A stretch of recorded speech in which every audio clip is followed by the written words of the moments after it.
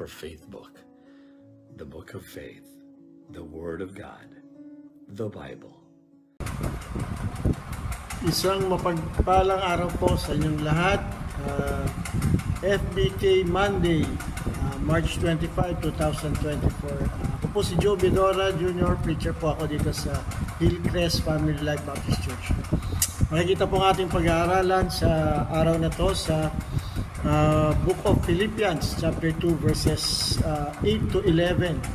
Napakagandang pag-aaral po, no? At alam ko po, nakita nyo na to pero madalas hindi nyo binibigyan ng pansin, o kaya natapos na yung pagpapansin natin. Tama-tama po itong pag-usapan natin sa ngayong linggo. Ano po ba yung parang ginugunita natin ngayong linggo? It's Holy Week. Ano po, no? Dito po, pinapakita dito ang ginawa ng Panginoon sa cross ng Calvary, no? At alam naman po natin kung paano kung ano nangyari sa Panginoon nung binigay niya po yung sarili niya para sa ating mga kasalanan. Namatay po siya para sa ating mga kasalanan. Pero dito po, tingnan po natin, no? Tingnan po natin sa verse 8, no?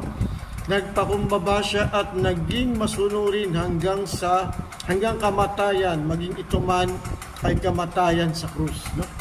Highest form of death is mapako po kay sa krus ng panahon na yun, no?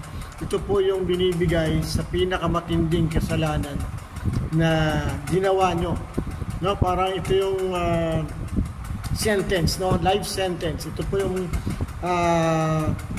death sentence na sinasabi pala, no, sa anong panahon na yun. Pero ito po ang ginawa niya, no, ng Panginoon Jesucristo.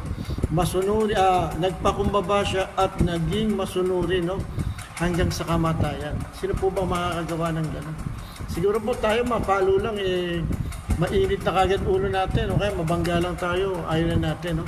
Hindi na tayo magiging mapagkumbaba. Lalabas na yung ugali natin, di ba?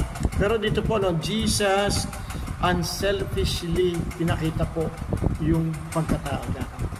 At he emptied himself, no? Tinanggal niya po yung lahat para mapakita po yung pagpapakumbaba, no? At ito po dito, isa rin po yung naging masunurin siya. Yun po yung dalawang ginawa ng Panginoon, no? Nagpakumbaba. Pangalawa po is naging masunurin, no? Dito po sa ginawa niya, nagpakumbaba siya at naging masunurin. Ano pong ginawa ng Panginoon sa kanya, Panginoong Ama, no? Dahil dito siya ay lubusang itinaas ng Diyos at binigyan ng pangalang higit sa lahat ng pangalan. Kita niyo po, no? Dapat automatic po ito, no? Hindi niya na kailangan gawin to kasi Diyos po siya, eh. Si Jesus Christ is our God, di ba? Hindi niya na kailangan to at automatic i-exalt na siya ng Panginoong Ama. Pero hindi po.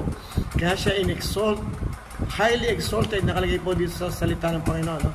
Sa Pilipos. Highly exalted, bakit po? Because nagpakumbaba siya at naging masunurin hanggang kamatayan, no? Kita niyo po, ang ganda, napaganda. Tayo po mga Kristiyano, kung babasahin po natin, okay, i-base natin ang buhay natin sa ating Jesus Christ, no? Sa ating Diyos. Makikita po ba sa buhay natin yung pagiging mapagkumbaba?